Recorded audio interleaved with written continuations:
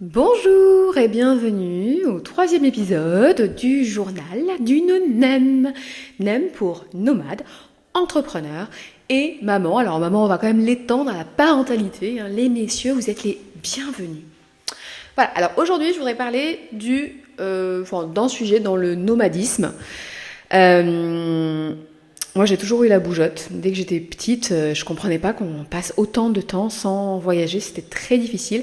D'ailleurs, quand l'adolescence est arrivée, je suis tombée dans des dépressions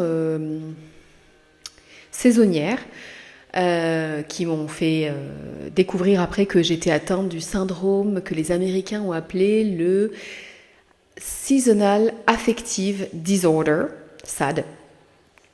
Qui veut dire que quand je vois pas le soleil pendant longtemps, quand quand il y a beaucoup de gris, ça m'atteint beaucoup. Ça atteint beaucoup mon mental et que en fait j'avais besoin du mouvement. Donc dès que j'ai eu 20 ans et que j'ai commencé à pouvoir bouger seule. Alors j'ai bougé seule, j'avais déjà quand même 16 ans, mais j'allais chez mes grands-parents. Mais dès que j'ai pu voyager toute seule comme une grande, premier gros voyage, semestre d'échange aux États-Unis, à 2 heures au sud de Chicago, dans la campagne de l'Illinois. J'ai goûté à sortir de sa zone de confort, à rencontrer des gens qui m'ont demandé si on cultivait le blé en France, s'il y avait des vaches aussi en France. Et c'était des gens merveilleux qui m'ont aussi appris aussi ce que c'était que l'amitié, parce que les Américains sont aussi très bons à ça, hein, faut pas, voilà. Ça m'a trop donné envie, donc j'ai voyagé beaucoup. Et puis j'ai eu une petite peur quand je suis tombée enceinte. Beaucoup de gens m'ont appelé pour me féliciter, et parmi les félicitations, il y a eu beaucoup de gens qui ont dit ça y est, c'est fini. Ta vie va changer. Tu voyageras plus jamais. Tu vas enfin pouvoir te poser, quoi. Enfin, c'est fini, quoi. T'as grandi. Tu vas devenir comme nous tous. Alors moi, j'étais un petit peu scotchée. J'ai eu du mal. Je suis rentrée à la maison, j'ai pris un sac et j'ai fait... Qu'est-ce qui va se passer? Moi, pas voyager, je peux pas voyager. C'est dans mon ADN, ma zone de confort, c'est le voyage, voyons. Et j'en ai parlé avec ma psy géniale. Enfin, voilà, je la recommande. Elle s'appelle... C'est vraiment super. Et elle m'a dit, mais voyons, mademoiselle Kabla, vous ne me payez pas assez cher pour que je vous raconte des bêtises. Un enfant, lorsqu'il arrive au monde, il n'a pas de structure, il n'a pas d'organisation, il n'y a pas une manière d'éduquer un enfant. C'est pas vous qui allez vous mettre au pas de l'enfant, c'est l'enfant qui va suivre vos pas. Donc il voyagera comme vous, grande voyageuse. N'avait-elle pas autant raison que mon fils, il sortit de l'hôpital, je crois que 4 jours après sa naissance, n'exagérons rien, 10 jours après sa naissance, il avait un passeport. 3 semaines après, il voyageait déjà, son premier voyage. Et puis depuis, voilà quoi. Alors, je pense qu'il a... Voilà, moi je suis Sagittaire, si on va dans l'astrologie, la bougeotte c'est un peu, justement, c'est mon chez moi. Lui, c'est un peu différent, c'est un Vierge. Donc il adore rentrer à la maison. Donc quand je le fais bouger, et qu'on change de maison, et qu'on vit, il nous est arrivé, hein, oui, parfois pendant 5 ou 6 semaines de vivre... toutes nos affaires, elles sont dans une petite valise cabine. En tout cas, pendant 4 semaines, on a partagé une valise cabine à 2. Voilà, pour vous dire, hein, vraiment le côté, le luxe minimaliste à l'état pur. Et quand il rentre à la maison, il est content. Il retrouve ses jouets.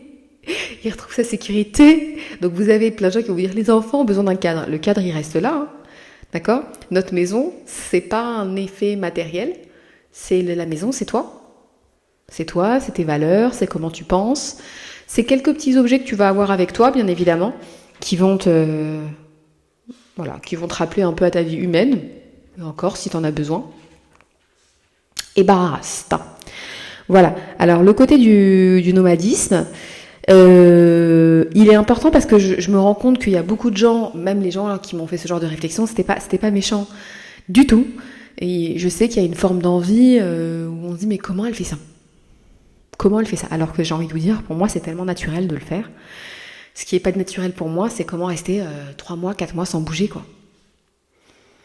Alors avec grand plaisir, pour aider, et comme je l'ai fait d'ailleurs beaucoup de fois, pour aider des gens qui souhaiteraient se mettre en route et qui savent pas trop comment le faire d'un point de vue organisationnel, d'un point de vue aussi simplement du mindset, de sortir de cette zone de confort et de se dire je vais prendre l'avion, je vais être dans une maison, puis encore une autre maison, puis encore une autre maison, et j'ai l'impression que ça me fatigue, mais en fait non, la fatigue que j'ai l'impression de ressentir est un leurre, et comment je fais pour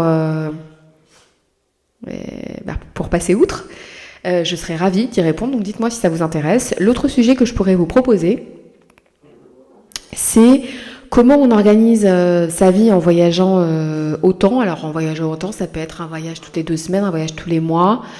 Ça peut être passer, comme moi je l'ai fait, 6 mois de l'année à l'étranger pendant pas loin de 18 ans.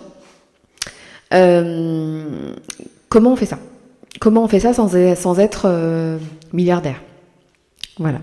Ça, je serais aussi ravie de vous en parler. Donc j'aimerais bien avoir vos retours, comme ça moi aussi je peux... parce que vous avez compris que parler, c'est pas trop un souci, mais j'ai aussi envie de créer du contenu qui vous plaise, d'accord ? Qui soit fait pour vous.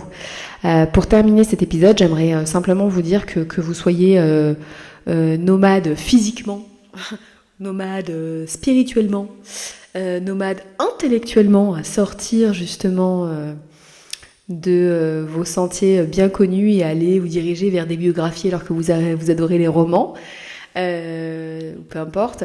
Le nomadisme, c'est quelque chose vraiment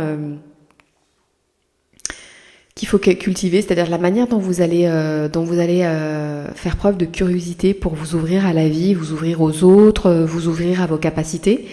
Je pense que c'est quelque chose qu'il faut vraiment cultiver. On a les deux en nous, hein. Bien évidemment, en tant qu'être humain, on est à la fois sédentaire et nomade. Et je vais dire que le nomadisme, c'est simplement le fait d'avoir besoin d'évoluer et de savoir que on est en vie tant qu'on change, on est en vie. Mon conseil, c'est simplement de s'accepter tel qu'on est.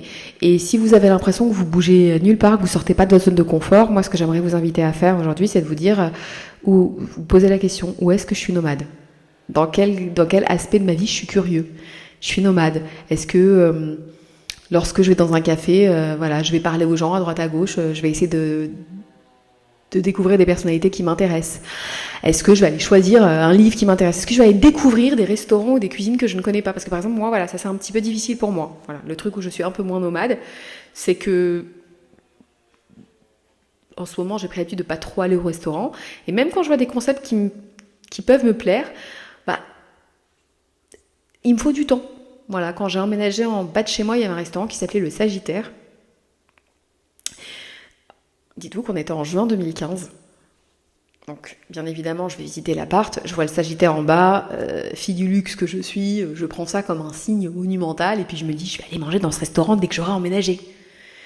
J'ai été déjeuner dans ce restaurant.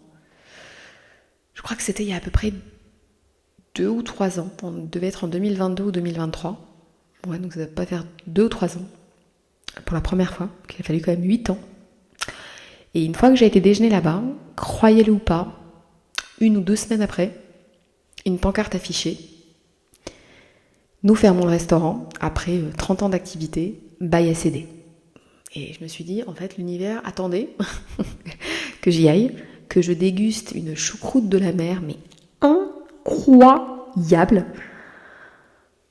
pour me dire, ça y est, t'as été au bout, il t'a fallu du temps pour sortir de ta zone de confort, aller au restaurant qu'on t'avait indiqué il y a 8 ans. Maintenant que c'est bon, on va laisser partir ses propriétaires à vaquer à d'autres activités. Ce restaurant, il va bouger, puis toi, tu vas pouvoir enfin peut-être bouger géographiquement et changer de maison. Voilà, la suite au prochain épisode. Mouah.